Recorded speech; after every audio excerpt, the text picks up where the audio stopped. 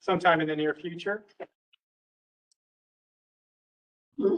And I also wanted to point out that our new online AI graduate certificate in the college has officially launched. I know some of our students have been taking those courses. So that is officially launched. And for our online people who are joining us, I've got a link there. We can paste that into the chat as well later. If you're interested in adding that grad certificate, particularly those in the MSAI program, I know that the courses in that certificate have already been approved as electives within the MSAI program. Finally, I just wanted to highlight that we will be capturing, we are recording, right, Ted? Yes, we are. Excellent. We will be capturing this presentation. We'll be adding it up to our AI playlist for the college's YouTube page that has the past keynotes from our conferences, as well as the Power Friday we had earlier this month and other things like that. So you can find those there. I want to offer my thanks to Dr. Yi, who is giving us his expertise this morning and very late in Seoul. So we appreciate him joining in. And then I'll introduce Keith here, who's going to share some things about his program that he's working on. Ready for your share whenever. Thank you. Presenter. Oh, I'll wait till the end. I'll wait till the end. That's fine. You'll wait till the end. Okay. Hello, everyone. Keith Ellis before like setting up. I'm potential experiential learning, architecture, and strategy. Should have thought of that how long that name was, but nice to meet you all. I support both the John Purdue programs online. I might have emailed you. I'm sorry, it's been a really hectic week, but work really closely with one of you. You probably saw our picture up there. We'll get to that at the end. But nice to meet you, Dr. Yi. I'll go ahead and pass it over to you, and we'll go from there. Thank you. Okay. You can go ahead and share the PDFs. Yes. No, I'll share my screen. Yes. You're all set to go. Sure. Great. One moment. Can you see the screen? Yes, we can. All right. Well, hello, everybody. It's great to be back to the kind of West Lafayette or Boilermakers around here. So that it's been a while since I actually been to West Lafayette, but I hope that weather is nice. I happen to be in California right now. My family is located, so that I just want to show the background about the Californian weather, which is not that warm here, but still is actually you can see it. All right. For today's topic is about I titled as AI is evolving, but are we is some of the things I wanted to, and I'm currently serving a role of the executive advisor at Samsung Electronics after serving the VP of different organizations. And I'm also started teaching the class at the business school at the KAIST. KAIST is one of the leading the STEM university, engineering university in Korea. And I'm teaching it there as well. So that this is more like, summarization of my teaching into 1 hour things. And then also based on some of my personal experience about it. So can you hear me clearly right now? Yes. Yeah. Okay, great. So I'll start with a disclaimer. This is not academic talk, even though I try to heavily cite older kind of opinions, different opinions. And also these are my personal opinions and I do not represent my affiliations. So, as the bill introduced, I serve at the faculty member at the Purdue University in the School of Industrial Engineering. My primary research area is about human-computer interactions. And then I, start moving to the kind of Samsung Electronics. And then I built mobile phones at Samsung. And then there's a different roles I actually kind of doing it. I acquire some of the AI companies as well, so that I kind of watching over the industry progress so far. And then it's been about 5 months. Actually, I trying to transition into the solopreneur. And then, as I said, I started teaching in the AI area right now. So that this is the background I want to give you. So AI is evolving. I kind of try to collect some of the major news in the past April. It's quite dizzy, the 19 hours ago, GPT 5.5 was released as well. And so many kind of innovations happening. And I don't want you to kind of digest all the things. I just want to show that the velocity of the changes we have right now. But, sometimes people think that, that this innovation is happening in a very exponential scale at a single drive, everything. But if you actually look at the details, oftentimes those innovations are accumulation of S curves, so that different types of different perspective pile up together to build the overarching the exponential curve. But each individual curve is S curve right now. So one thing I want to notice that when I work with some of the experts in the world, they tend to be very pessimistic. So that I was kind of wondering why, even though we actually having this kind of exponential growth. Some experts are very particularly having deep knowledge about current tech, and they see the limitation of current tech, and then they see that kind of situations are in the near future, so that they kind of see the S curve quickly, so that many argue LLM. Excuse me, do you have any questions? No, I think that was an accidental articulation. Let me see about muting. Hold on. Okay, sure. And And I'll then, take this opportunity, please, online participants, mute until you have a question. Thank you. yes.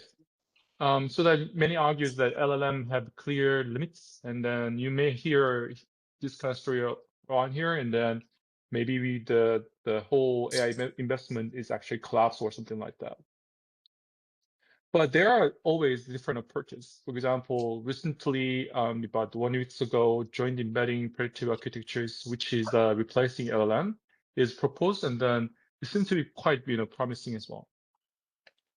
I don't want to go into details about this particular technology, but Jan LeCun, who is one of the leading researchers at AI, left Meta. He used to work at Meta, and then kind of create a new company, and then they generate a new technology over there. So then I think that my right perspective is that AGI, artificial general intelligence, will come definitely, and then it's just when and which domain will be more, AGI is actually dominating, is actually predicting that is more challenging rather than whether AGI is or not. I think that is coming. Some of the early signs of explosion is that Project Glasswing. I'm not sure how many of you guys have heard about that project is that, but the company Anthropic recently kind of pulled their release of a new model called Mythos, because they think that the capability of the new model, frontier model, is so powerful so that it may actually identify all those security issues about the infrastructures of the entire globe. So they connected 60 companies right now, and then provided early access to the model so that they can, find the security holes in their systems. I recently interacted with some of the telecom company in Korea. The CSO is a good friend of mine. He told me that this is a major big deal, and then not all the company except for 16 companies are actually accessing the model, so that they are kind of wondering how can we actually access the model only so that they can review their system, before some of the hackers actually access the model right now. So there's going to be big changes, paradigm shift. It may hold on, may collapse of entire financial system as well, because many financial system is based on Linux system or the traditional the infrastructures, but those traditional infrastructures used to be thought as a very stable, and then the bulletproof. This Glasswing project identified that this is not true. Many BSC system, which is more than 30 years old system, is actually having issues about security. Human never found it, but this project actually found it. And then AI start to write AI. There's a kind of very interesting website you might heard about, AI2027.com, which is actually kind of prediction about the AI progress. And this is more like, informed guess about what's going to be happening in AI. And then one of the tipping point the report actually saying is that, if we start to using AI to speed up AI research, their prediction is about 2026. and then it will be really changing the speed, and then human cannot understand what's going on, but AI is just fixing it and then improving it. We see some of the things like, some claim that, 95% of plus code is already written by AI at Anthropic. I'm not sure this actually kind of right claim, and then there are some kind of argument against it, but there are some kind of conversation and then very casual conversation actually leaked into the kind of public like this.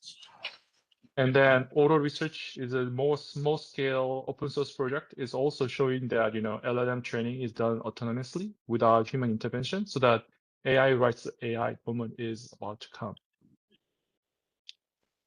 And but one more thing is that Molik is one of the UPenn professor. He is in business school, and then he is actually kind of coined a term for Japanese frontier. The idea is that even though there's AI is very powerful, but it's not uniformly capable, and sometimes superhuman at some tasks, and then surprisingly bad at other or similar apparent difficulty. So that now it's big, but in the past we talk about counting letters in the sentence is notoriously difficult task for those models, but now those days are gone. So the Jack frontier meaning that it's actually there's an interesting paper with a BCG consultant, and then Ethan Malik actually talked about Jack frontier. It's very difficult to know which one can be done easily by AI, or which cannot be done easily by AI. And then the frontier is also keep changing. On the right side of the chart is showing that which area theoretically can be easily done by AI, and then Anthropic they actually release this kind of research very often. They observe that some of the parts are covered by AI in there when they're looking at the kind of chatting history by users. So if you look at it, management, business, finance, computer, math is theoretically mostly covered by AI capability. But computer and the math is actually heavily used by AI. Other areas are like arts and media also is creative, but that those can generate lots of creative work is theoretically well covered by AI, but actual usage is not caught up that yet. I think the legal domain is very also well covered by AI. But some of the other work, like the ground maintenance, personal care, which require more hands-on physical labor, is so far is not covered by AI technology we have right now, which is based on LLM. But more and more sign about the physical AI and robotics, and maybe in the futures are going to take over by AI, which is relatively slow, but it's kind of coming at the end. And one more thing I really liked, this kind of, Morris theorem. Ian Morris is a Stanford historian. He wrote the book about why the West rules for now. And then in one of the quote he made is actually changes caused by lazy, greedy, frightened people looking for easier, more profitable and safer way to do things. And they rarely know what they are doing. So I think that we are driven by similar kind of force behind it, because I think that AI is a perfect tool to make things easier and profitable. I think that they are easily replace software engineers these days, and then this is actually driving force is always there, and then while AI is safe or not is under the test right now at this point. So if I recap about AI's evolving part, I think that AI is evolving explosively, and an AI slowdown is unlikely, and then different domain have different timing. However, the frontier is rapidly changing. Any questions so far? Is it good so far? Online questions. Hold on one second. Let's go have a look. Online. Let's go see. Checking for online questions too. Yeah, me too. Oh, okay. Any? Okay, I think that's fine. Yes. No questions so far. Okay, sure. I think that historically, the only things that we can actually closely looking at as similarly happening about this AI revolution is the industrial revolution. So one of the book I found is actually very relevant to this topic is the Technology Trap, written by Carl Benedict Frey. And then he shares some of the lessons from industrial revolution, which is relevant to the current situation. By the way, that this book is not recently written, it's about 2013, so that it's a little bit not capturing the current AI moment, but I think that there's the truth in it. So one of the things he actually distinguishing is that labor augmenting technology versus labor replacing technologies. So augmenting technology is meaning that, making workers more productive, so that increase demand without replacement, like, telescope, computer, people can utilizing that tool to be more productive, not necessarily kind of displace the actual human workforce.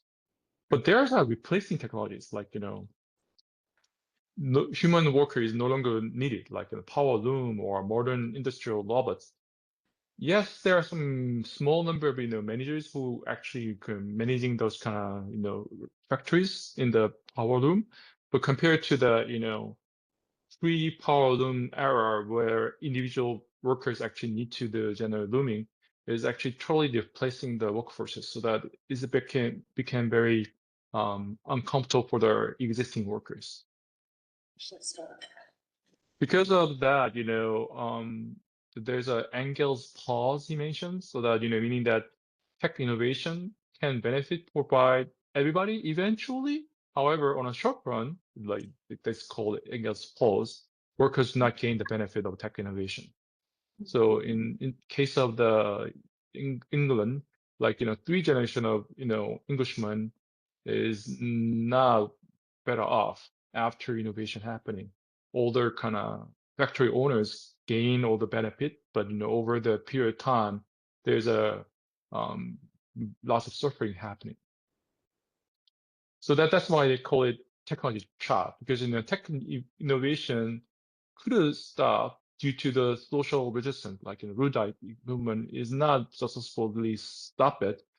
But in the modern society, we have many kind of workers are having voting right. Maybe actually sponsor those politicians who are kind of resistant into those kind of technology innovation. So we get into the technology trap. So that his main argument is that we need to support those Engels pulse so that we can actually move into the better society without that much turmoil, and then re-educating our workforces or something like that. He also have a very interesting session for the individual person. So that one of the first one is that, it's obvious, but I'm not sure it's actually easy to doing at this point, is that, invest heavily on education and new skills. So that learning new things, new ability quickly. So that, in the past, there's also the job called computers. Actually, computers are actually human beings who compute the larger numbers, and that needs to be replaced by actual machine computers that we are using right now. But some of the person computers learn Fortran, those computer languages to be often used for the calculation, and then they might migrate to the new jobs after that, and then sustain their kind of their job there. So the similar things happen, we definitely want to invest our education on it. Also, he mentioned that location matters, so that whenever some innovation happens, we need to be around this, the location of innovation. I think the West Latvia is a great place to be in that regard, because there's a most saturated, intellectually saturated places out of the world. So that's the second one. And then he also said that, advocate for or utilize structural support system, so that influence the social structure to support the individual during Engel's pulse, something like that. But, it's in the big pictures, I think that's obvious and then the logical and reasonable, but I'm not sure, how can individual can do easily. So that my next question is that, then are we evolving as Frey recommended, and then educating ourselves? in this part is largely based on my observation. Some research is going on, but it's very early stage of the research, so that I just try to capture some of the things. So there are the shallow reduction I see a lot, and another one is a bifurcation, is divided. Some people are catching up and then evolving more quickly, some people not, and then there's an uncomfortable cycle around it. So that's what I want to cover. So AI washing, I hear this a lot. So that they just kind of AI everywhere, and then it's they kind of it's very difficult to that they are really working on AI or not, so those things. And also some people argue that AI-based job losses are overhyped. People said that AI is the reason why we cut the people up, but if you look at the data, maybe not true. They sometimes hire back some people, and some skills are replaceable, but not all. You know that, right? So that those are AI hype, and then the short-term disappointment signals are generally mixed between overhiring from the COVID era, and then that's actually kind of the sign of the short-term displacement. Another sign is that AI formal, so that in that executively publicly announcing AI means we do everything with AI, and some company I talked to even measure the performance of the engineering team simply based on their token consumption. If you consume using more AI, then you're good. If not, you're not good. Jensen Huang also mentioned that if you are 500K, employee, you need to at least utilizing $250K tokens per year. Otherwise, you are useless or something like that. And employees and then students are very anxious about falling behind, and then just pressure to use AI before understanding what it does. So the risk is that formal-driven adoption oftentimes is fail because it's not structured to really gain result out of it. Just kind of just utilizing AI for the sake of AI. Those are kind of more like initial shallow reactions. But more interesting here, the phenomenon is that I think that bifurcation. I'm not sure you are seeing in the education setting this one or not, but we see that two kinds of AI users. Gap is actually seems to be widening. The one is the power users. They are trying something new and then building something which they didn't do before. They kind of challenging their own work with the AI, and then their quality of the work is improving rapidly. But most of the other people are utilizing AI, just kind of replacing Google search. Instead of Google search, they're just using ChatGPT and searching and Q&A. And oftentimes they're disappointed because they are not heavily investing on how to use AI. Do you happen to know that Lee Sedol, who is the Go player and play against the AlphaGo 10 years ago, is it 2016? It's kind of quite wild to think about it, right? And then he is a retiring professional Go league right after that because he thinks that is actually not worthy to play Go, even when the AI generates all the right answers. But one of his observations is quite interesting. So that he think that he saw that only top players get much better by utilizing AlphaGo or similar AI system to play Go. Because whenever they generate the answers, so what's the right move, those players can understand what's behind the scene, and then they kind of understand the logic behind it, so that they can quickly improve their kind of performances.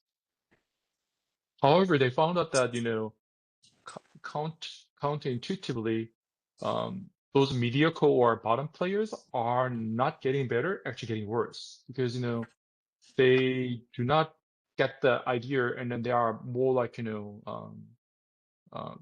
just blindly follow the answer but do not know the reason, so that when they actually play the game, they cannot actually become better about it. Any questions so far? I think there's some people say something. Okay. Not in the room, checking online. All right.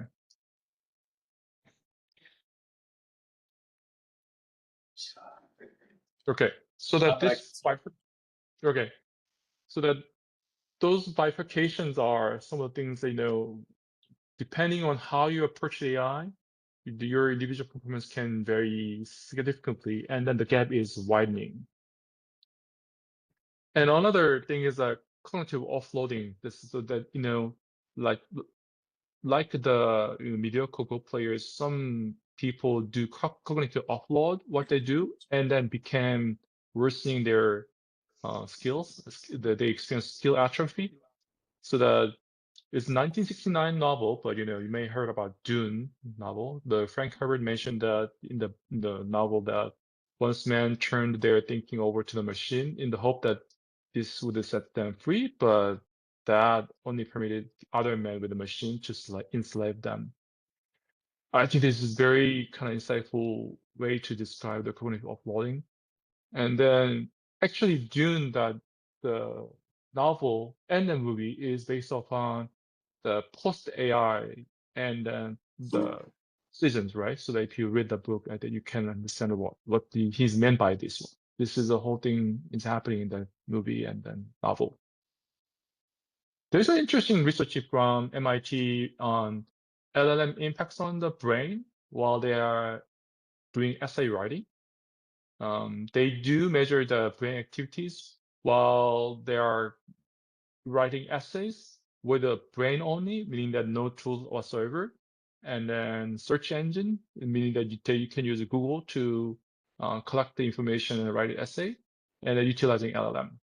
So obviously, brain only activate more brain, and then search engine next. LLM is followed about, so that when you use the LLM, you don't think much, and then your brain is not activated at all. But there's interesting things that okay, this is also obvious one, but they set up the multiple series of experiment, and then they also measure the brain to LLM, meaning that they write an essay only using your own brain, and then get the LLM later to refining your essay. And the LLM to brain is that you're utilizing LLM first, and then kind of cut off the LLM, and then start writing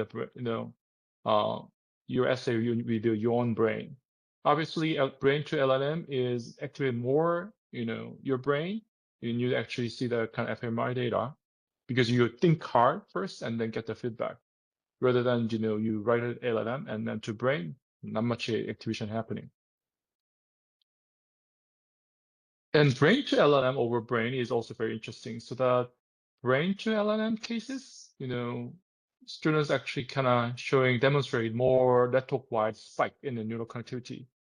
So I think that, they are argue that, when you start to thinking about it first and get the feedback, this external feedback generate, additional new perspective on your essay, so that you generate more, even more than this brain only, so that when we cut off all the LLM and then force our students to work on without AI, maybe not necessarily kind of a better approach. We might want to utilizing AI to stimulate their kind of thinking more. And brain to LLM versus the LLM is also interesting because, when you try to utilizing brain first, and then the prompts to the AI agent tend to be more specific compared to LLM. When you start using LLM, they said, oh yeah, can you draft this essay or something like that? But when you start to write first and then to LLM, the question became more fine-tuned, that particular sections or particular idea, do you think this is okay or something like that? So that brain to LLM outperform every other conditions whatsoever. But when you start to using LLM first and LLM only, your brain is basically turned off, and then it's very difficult to activate it later on. So those are cognitive offloading is a very non-ideal cases, but there are some ideal cases like empowering impossible ambitions, so that AI can bridge the gap in the unknown. So there's some kind of interesting news about ChatGPT. One entrepreneur in Australia cured his dog's cancers with a ChatGPT or something like that. There's skepticism about it because the treatment that he got is actually supported by some of the organization in the mRNA organization they have, so that there's a research organization funding it, and then there's lots of genetic researchers are helping it. But the behind the story is that, the person cannot think about those approaches at all without GPT, so that they try to demonstrate the many things that is possible through AI. So many knowledge workers I interacted with these days actually without that tech background and build their own tools. And also I'm teaching MBA classes right now. Most of them are non-tech persons, like, they are in management marketing, but I kind of driving them to create their own services or tools with the AI. And then so far they demonstrate very interesting things as well. And also this is something I kind of want to quickly demo. Let me share, I can show you.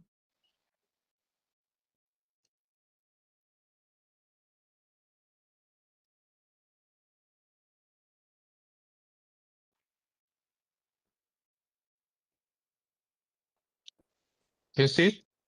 Yes. This is Harbortown AI progress. Is that, the Malik, he's a management professor, create this tool to show the difference capability about different model. For example, ChatGPT 5.5,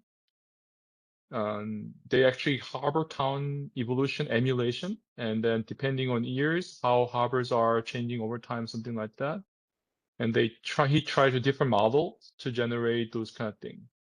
Not only this one is actually kind of comparison between recent ChatGPT 5.5 released about 19 hours ago, but it's also showed that, the entire website is created by management professor who doesn't have any background. He can implement something like this very quickly. That's what happened these days.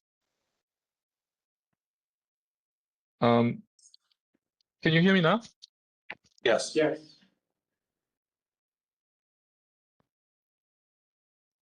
Can you hear me now? Yes. Yes. Okay, sure. The buzz is a cutoff, so that I need to switch over to the computer. All right, let me stop it and go back to slide.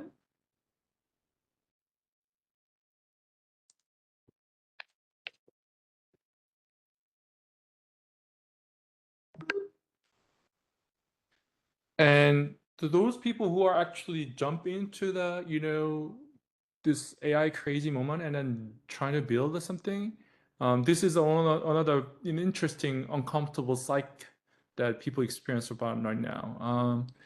The Nest Lab is one of the kind of lab who are focusing on individual performance and then cognitive tasks. And then the person mentioned that omnipotence dilemma, which I actually experience right now, is that, since we can build everything, everything is possible, so that, sounds like, everything feel like possible, so that I jump into new project very quickly and then endlessly kind of working on it, because just one more prompt I can generate some more good, but doesn't necessarily kind of make the final outcome. We tend to generate so many things, but they don't generate do not make actually progress on it.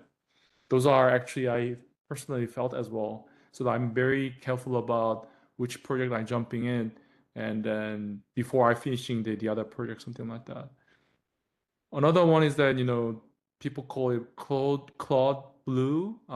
Basically, there's a one Reddit, and then actually generate lots of buzz around it. Is that AI gets too good enough, so that am I working on my professional is actually very relevant or not? People start questioning about it, and then this is happening.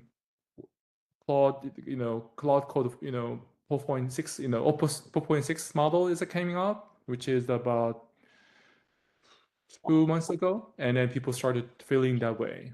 It's not academically sound term, but it resonated with me and many colleagues working on the problem, so that people start to questioning their own thing because it became so good after that point. And then the Opus 4.7 is even better. And then people talk about the ChatGPT 5.5 is actually very, very good, so that people start to thinking about it, what should we do or something like that. So if I summarize, are we evolving? Yes and no. Some individuals are grow very explosively using AI as a feedback and learning mechanism. But for others fall into some of the traps, like, they offload their coding task too much, and then they experience skill atrophy. I also felt that as well. So that, when I used to write, I think that I was better writer, but these days I kind of delegate proofreading too much to the AI, and I kind of losing the sense of the capability of the acute writer. So that's I think I experience as well. And some people are so much excited about the capability, but not generating meaningful outcome. I mentioned about omnipotence dilemma, and then they start to questioning about relevance of their profession or meaning of their life. I just want to ask a question about so far many of you guys are in the education domain. Do you see similar things happening, or what do you think? So there was just a survey by Gallup, I think, that was looking in the K-12 space. And in the last year, it found significant growth in the amount of AI that's being entered into the classroom, but also significant growth in mistrust or negative viewpoint by the students of the AI, which in some sense I see as a positive, because if they're learning they can't always trust it, then they're going to be using it with more of a critical eye. But that was something I found really interesting that came out of that survey, is that the use is growing, but the trust is lessening, particularly among the learners. Yeah, trust is very interesting element there. I think that there's a recent paper regarding the essay writing tasks. Trust and then self-efficacy actually having different relationship. If you increase the trust about AI, they actually lowering self-efficacy, because they felt that they are not effective enough because AI is so good, I can delegate the work. So I think that there's an interesting tension there as well. So it's good to hear that people are having critical eye about it, even our younger generations. Maybe our younger generations are more ready to adapt it to this new domain. I don't know. I got something to add to that. So using like AI for qualitative research and coding, we talked about how things like automated transcription and using AI to help identify themes. The idea is that saves the researcher time so they can focus on the more cognitive aspects. Mhm. But what we're finding is like, woohoo, that used to take me 10 hours. It only took me 10, so now or 2 hours, and I have 8 hours to binge Netflix. So are we actually taking advantage of the time it saves to do the more cognitive brain work? Or are we just happy with the shortcuts and going with that? So that's Yeah. what we're. But yes, you're right. That those qualitative analysis coding, I don't know how much time I spent when I was a PhD student. It's so arduous work. However, that's where those insights and then new idea came out, right? By skipping it, maybe actually we are losing the chance to train ourselves and then train our students. I think something that comes to my mind is I teach differentiated instruction. And so most of the undergrads that I teach will have to draft lesson plan. And because I allow AI or level use of AI, students need to just be transparent, and they are. However, as I'm reading their lesson plans that are more generic than they would actually their own, that is less nuanced. And yet they will be transparent about level use, because like right now this semester, they're my guinea pigs, right? I also, and in contrast to lesson planning, I think about authentic assessment, like performance tasks where they're generating a skit, role play, or interviewing. It's more, I find that authentic collaborative group to be more alive, more hands-on, and there is more excitement. So I guess my question, I think moving forward as a faculty member is, what is learning? What should I be actually teaching in the classroom? It won't be drafting lesson plan anymore. It has to be something else, whether that is an oral assessment, catching them in that process and really tapping into their intrinsic motivation so that they want to do it. I just feel like, I'm being challenged as an instructor to shift that focus. I also interviewed some of the faculty members that I used to know in Korea. I think that the sentiment you just described is quite universal. People are challenged and then they do not know where to go. I think that this is the good transition or segue to the what can we do section. So that I'm not sure that I can. My individual solopreneur is very limited in the workforce I have. So that here is what I'm trying to do right now. This is the placeholder website. Things are built behind, but it's not connected yet. Is that evolvingself.com is that AI is evolving AWI, which is basically same with the title that we have. I think that danger is not only about the replacement, but it's also dependency. People are too dependent on those AI, and then our minds weaken as a result. And then this is the kind of new question about how we can educate our students. So what I'm trying to think about is actually how can we build understand how our mind works and then sharpening our AI intuition so that we can actually build a system around us so that we can change our passive users to the more active architects. That's what I'm trying to do on this kind of big theme. Under there, I'm trying to solve my own problem as a knowledge worker. So I felt lost as well, like other people who felt the Claude Blue.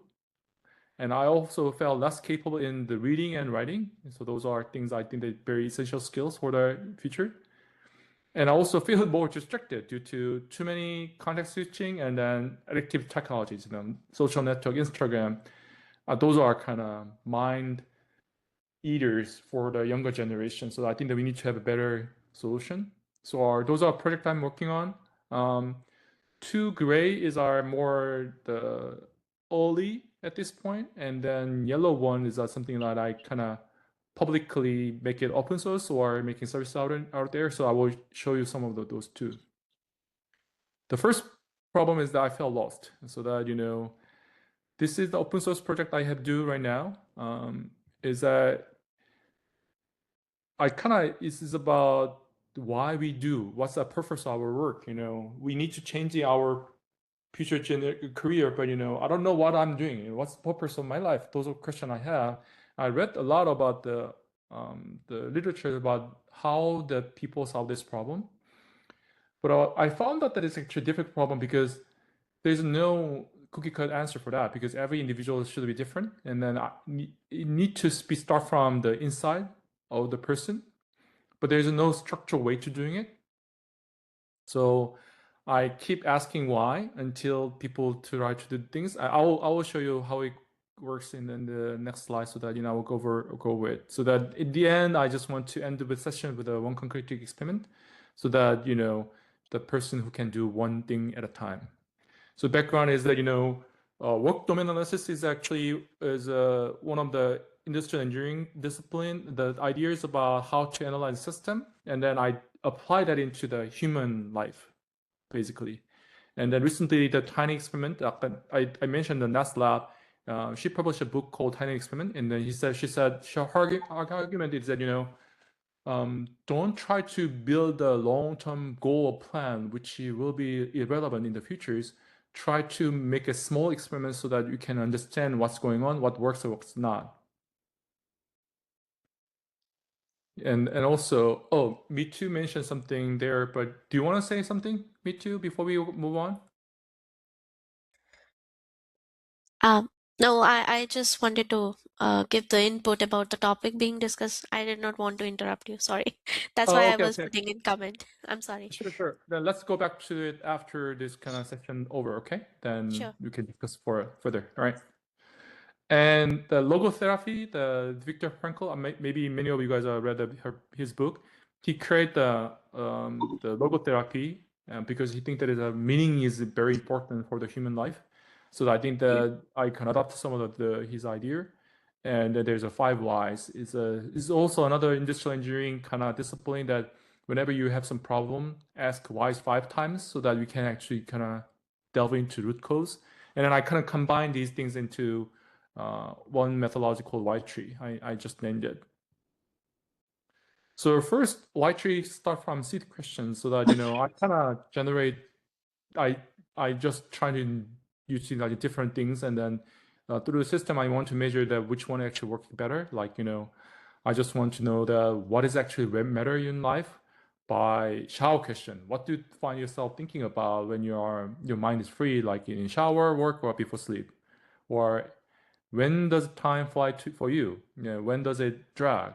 That's questions I actually say that. So I kind of brainstorming those questions and adding those questions in the AI system so that you can AI ask those questions so that people think about some idea. For example, one person, this is a hypothetical example, keep rearranging colleague's slides so that he volunteered doing for other people's work, and then this is what happened. She kept thinking about those kind of changing slide, update the slide. So the next step is why up. The AI system keep asking, okay, why are you doing it? What's your emotion? What's the satisfaction happening?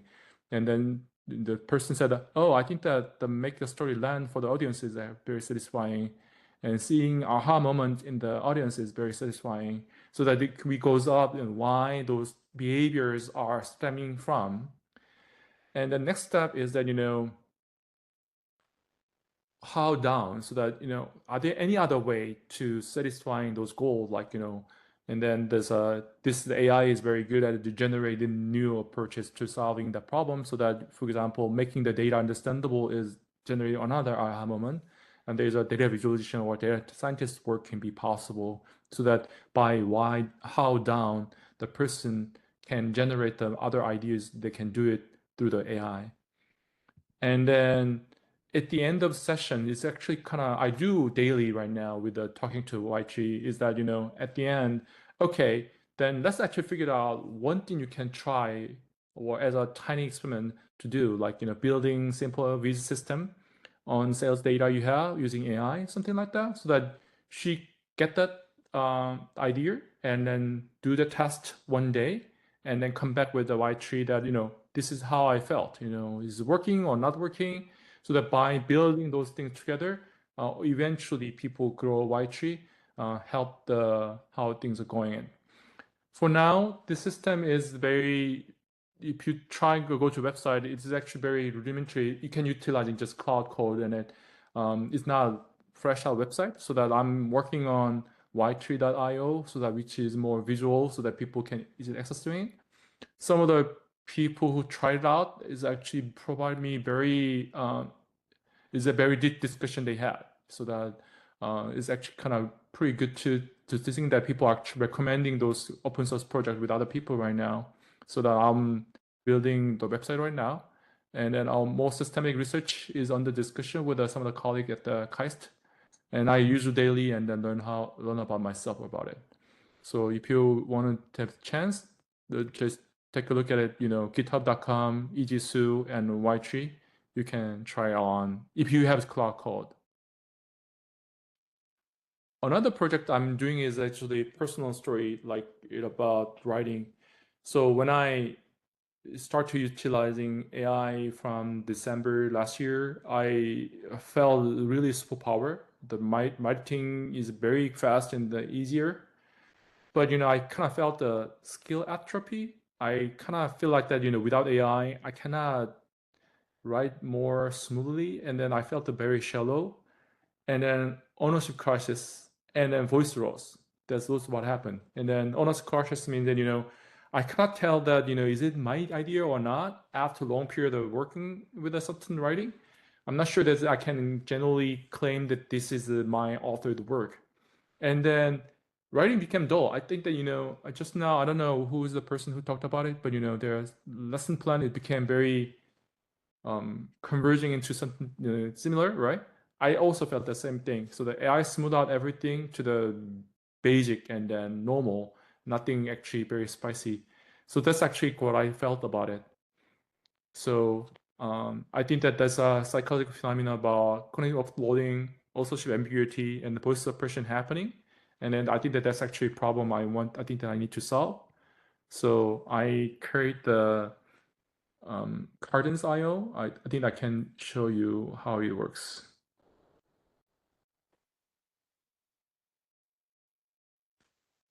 So, yes. One of the things when you mentioned about the GitHub, you said if you have Claude AI, if I don't have Claude AI, is there a way that agnostic to the LLM or the tool? Well, yeah, I think I'm working on it in the, for example, ChatGPT can be supported, something like that, so that I will update that one. But, I think that instead, I will just launching website, and then if you let me know, then I will ping you when the website is done so that you can actually check it out. Thank you. Right. So this is the website, Cardin's.io, which is open now. You can sign up. I think that I'm making it beta at this point on the spring semester, and then I think that trying to switching over to the more services. So basically, this idea is that you can shortcut is that you can I think social media affects mental health. You write step and then you AI write everything.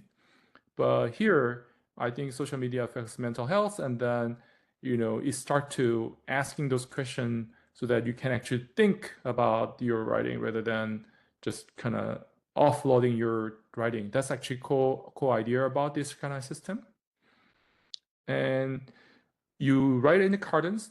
This Cardins actually means the meaning for the knowledge garden, so that you have to have your own knowledge garden, and then you get coached, not corrected, and then you see how your process is happening.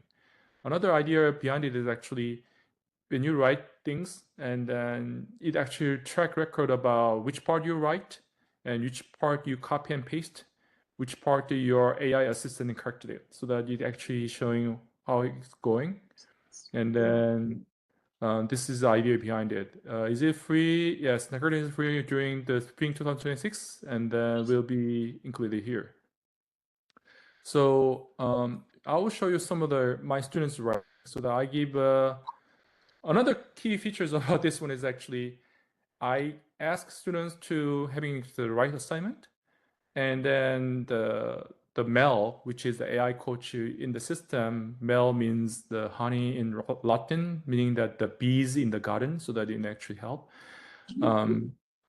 So that it actually kind of found there's some common themes among writing, so ownership as a things like that. So that I can see that each individual writings quote at the same time. And then also tension and contrast. If there's a two divided opinion, it also shows that opinion. And some unique voices in the writings, students, so I can see them. And also I see the provenance overview. So that green means the student write, and then purple means the AI corrected it, and then orange means that copy and pasted. I don't know which is the original writing or not. This is a tension point. I'm working on some ideas about how to deal with this pasted one, but so far this is the system I have. These students copy pasted, they might write on their notepad or MS Word and then copy paste or not, but those are things. Those students are actually heavily AI utilized, and those students do not utilizing AI at all, and then write down everything on the curtains. And then also, it can suggest some of the follow-up prompts, so that I can copy and paste the prompts, and then we can investigate them further. And also some of the conversation I ask to the students. So for example, are there any students who understood the novel was written in the city? And then I can point out all students there. So that basically I'm utilizing the system to facilitate the conversation about the homework assignment I gave. And this is one example about one student writing. So that I think that this student actually mostly writing by herself, and then 28% is pasted. But I think maybe some sentences she doesn't like it, copy and then go to the ChatGPT and correcting it and then paste back. That's what happens, so that I can see the track record about everything. Any question regarding Cardin so far?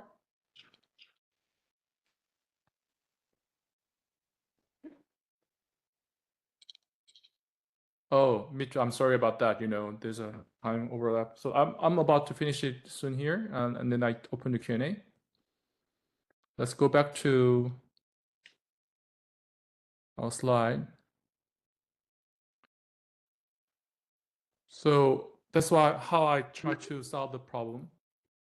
So the next step is that I'm actively using it for the MBA course at the KAIST right now, and I'm preparing user study to measure efficacy of the Cardin's IO on the students' writing and then knowledge retaining.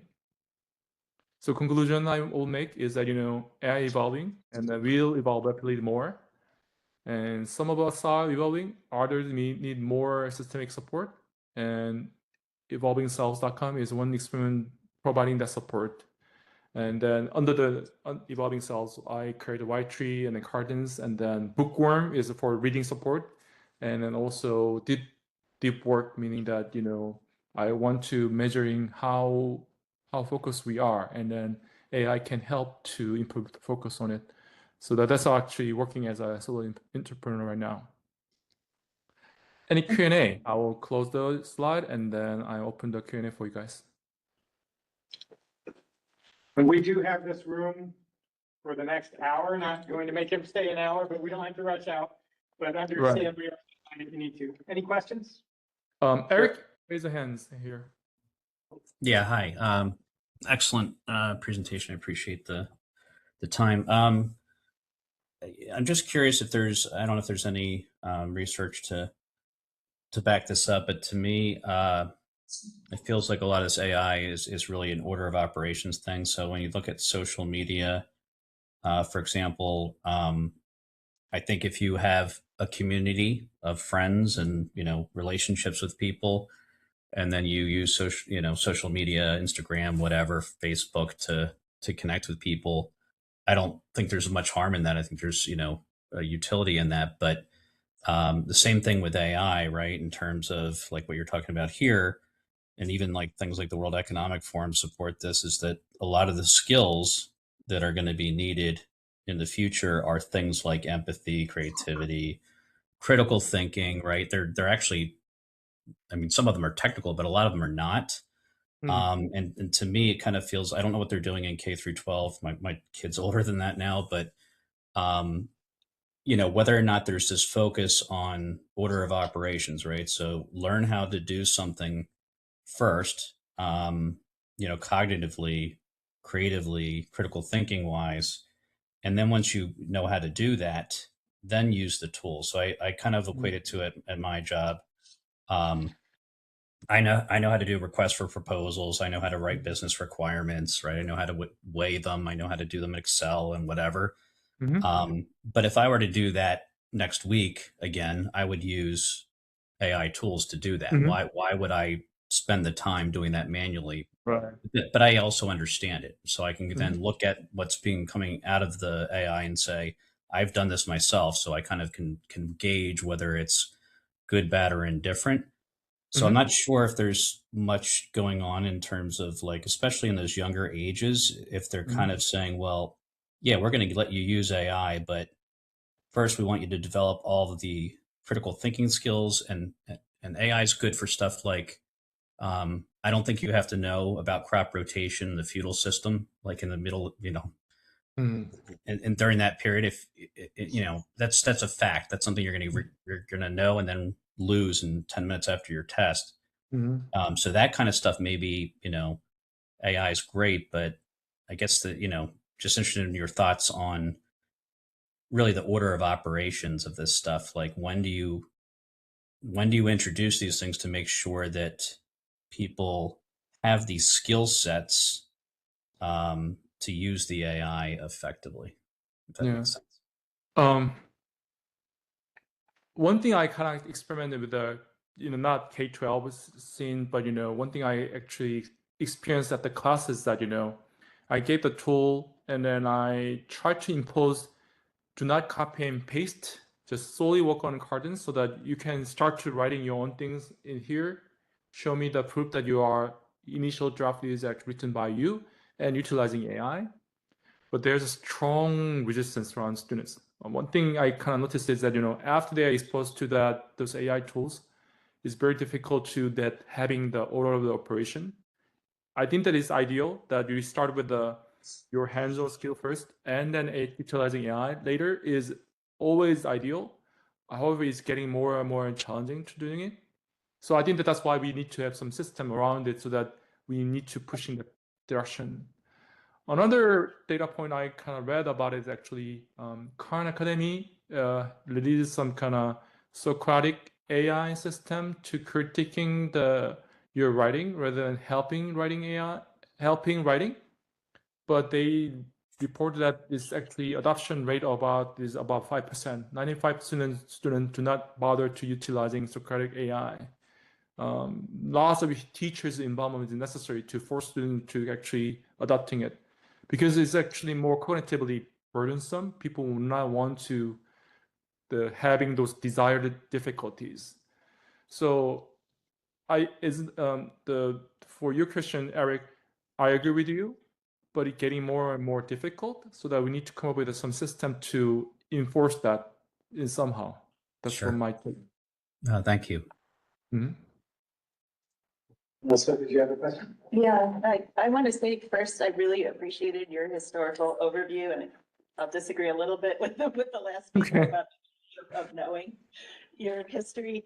And I was thinking about, in Victorian England, not only did the weavers who were craftsmen lose their jobs, but a lot of other positions were devalued. For example, bakers moved from a well-respected job to almost slave work, nearly slavery in the cities. So, and I'm wondering about this idea of devaluing people and people's efforts. Like you can even see it in graphic design. Well, now you can get AI to generate that. So why? And I can see that coming in teaching possibly too, where, they're showing off the robot with the AI is going to now become a teacher. So I guess, I don't know if this is a question for society or who the question is or what we can individually do to prevent devaluing human labor while also, using it for lower costs, which is also what happened then. That's true. I agree with you. I think that AI revolution might be different from the industrial revolution, and the impact on our workforces are much wider, and then stiff devaluation can happen, and then I think that many people losing their kind of meaning of their life because they cannot actually get value by their work, and then the basic income things coming out, but I'm not sure how sustain our moral. In that regard, I think that Y-tree or those kind of systemic approach to finding the purpose of life is getting more important in the futures. I don't have a solution at this point. This is just my attempt. But I think that devaluation is likely happening anytime futures. But I don't know what's the time scale. Depending on job, it may be different, but it will eventually happening. I think that we need to find another way to find that value. I heard that there's some surge on the religion in some sense. Religions people became not religious anymore. That's the overall trend. But I think that people trying to find another way to find the meaning and value about their lives. This pressure is actually happening. So obviously, it will be difficult time for the workers. We are more likely slavery in the future, but I don't know what's the actual solution for that. But I'm trying to find my own value on my side, and then I want to help those things. Other people also find their value and then train their own cognition. That's what I'm trying to do. I actually had 2 points to kind of contribute to that. One is Joanna Stern, who was a tech columnist for the Wall Street Journal, has just gone independent on YouTube. And as part of her launch, she had graphic design that was proudly not created by AI. I'm seeing a lot more graphic design work in the podcasting space, especially, just listen to it a lot, where it's almost like it's probably not using the tools. And so I think there might be that kind of K-shaped effect where the tools are democratized and made available for more, so it enables more expression. But also there's this kind of more artisanal movement where it's probably free from that. It may happen in the education space as well. And then another thing too, I wondered if we could link to the conversation is burgeoning social media bans for students under age 16. So many countries are now realizing after about 20 years or so, arguably, of social media use that's largely unregulated. I wonder if there'll be a similar, maybe even faster cycle with AI, given levels of opposition among millennials and Gen Z especially. It's expanded even to just device use. So California just passed a law restricting screen time use for students in the school because the parents were complaining they have a set screen time limit, but they're getting 8 hours of screen time at school. So they come home already past their limit. So that was actually just passed in California, pushed back against screen time in the classroom, period. So I think Keith raised his hand. Okay, Keith. Yeah, go ahead, Keith. Did I? Yeah, go ahead. Oh, I was going to go off of what you were saying about being proud that something's not AI. How many people here are asking to work with me? I'm just curious on the AI capstone. Anyone? I know there's a couple people. I'm sorry, it's just been a really crazy week. Well, we have a lot of interest and a lot of partners, and we have a lot of momentum. I purposely built that without AI. So if you want to talk about how the power of not using AI, look at our online capstone, which is actually supporting the MSAI program. I purposely did it without any AI. And it blows people's minds because it doesn't make sense in the story right now. Soo, I want to ask one final question, if I can, just out of selfishness. I've been interested in potentially having some of my students look to develop their own applications with AI. That seemed a daunting task. So I wondered if you could just briefly share how you've approached that in your class. This is one of the key questions I had for my class, but one thing I try to do was that, gradual approach, but let them do it, talking to the code directly. When I look at the homework assignment with a very minimal guidance, my students actually they're shocked and then they're kind of appalled about that homework assignment. But after 1 week, they said, "Wow, I didn't know that I can do it." So let them do it, explore it, with a minimum guidance. I think that it's actually that good. You don't need that much kind of things. Cardans and the white tree. I don't have any computer science background, but I built it just by doing it. So if you ask it, that will be helpful. One interesting prompt I think that is very helpful is that so for example, for you students, the prompt suggestion is that I want to build this kind of app, this do for certain students, target population is this, and then this is the functionality I'm expecting it. Interview me. What is that I don't know? And then AI start to interview you, and then teasing out what's actually my goal, and then what's the level of knowledge about computer science and then tool building, and then it will guide you based on that context. That helped a lot. And did you buy licenses for them, or they had to buy their own licenses for Claude? Or they are MBA students. They can afford those kind of licenses. But I think that utilizing is very helpful. But I'm not sure about undergrad. I think that some of the companies actually just buy them for their employees, the maximum plan or even the extra billing. I'm not sure what's actually feasible in the Purdue environment, but I think that we need to doing it. Otherwise, they are falling behind. Well, thank you so much for joining us so late on your time. We really appreciate the wonderful conversation. Thanks so much. Thank you. Thank you. Thank you. Thank you, everyone, for coming. If you didn't sign in, please sign in before you run out. Thank you. Thank you for coming. You're welcome. How are you? Good. About which one? I'm sorry. I'm looking out to the, just kind of curious about it. Well, and in fact, let me stop the recording.